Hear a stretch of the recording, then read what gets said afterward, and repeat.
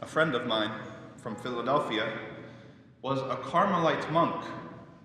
He studied in Rome. He could read the Bible in Greek and Latin. He knew bishops and cardinals.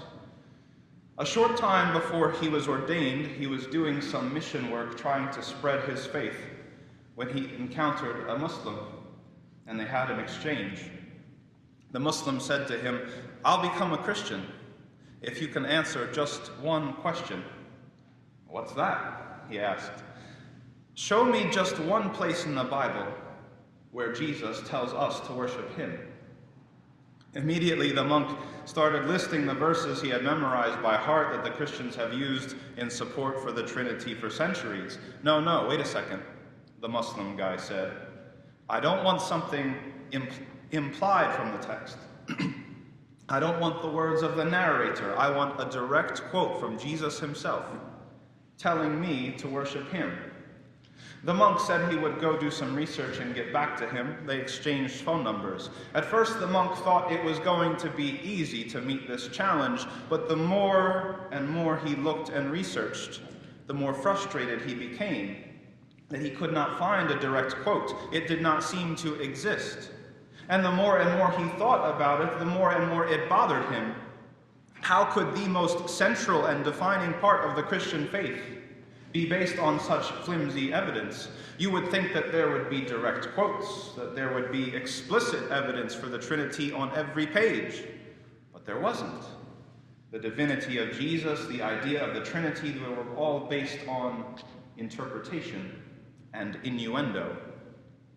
After some time talking back and forth with his new Muslim friend, that monk accepted Islam.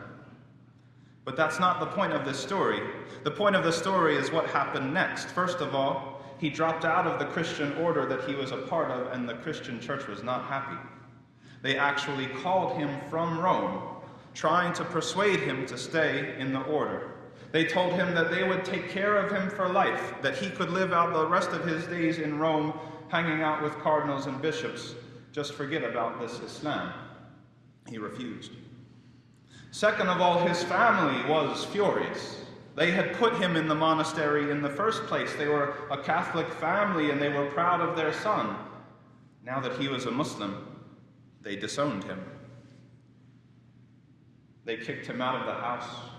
They told him not to come back. Fast forward a little bit, he got married to a Muslim woman and he started a family and named his first son Muhammad. His parents still weren't happy with him, but they wanted to get a little bit involved in his life because of the kids.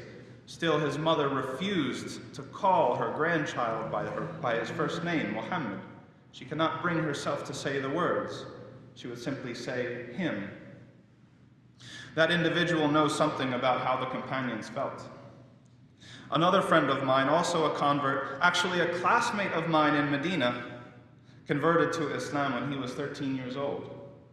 He lived with his aunt and his elderly grandmother at the time, and even though his grandmother was supportive, his aunt was not. They kicked him out of the house at age 13, making him homeless. He told me that the only place he had to go, where he could stay, was the masjid. There were times when the only thing that he had to eat was plain pasta noodles that he would soak in a glass of water placed on the windowsill so it would catch the sunlight and warm up a little bit. This is another example of an individual who can relate to the companions. And we have many such individuals right here in our own community. I count over 20 converts that I'm in touch with regularly in the Mohawk Valley. They know what the companions went through because they are going through it themselves right now. They have to face pressure, even violence sometimes, from their family, their friends, and the society for the choice that they made to follow Allah's guidance. Umar ibn al-Khattab, radiallahu anhu, he used to say that whoever doesn't know life before Islam doesn't really know Islam.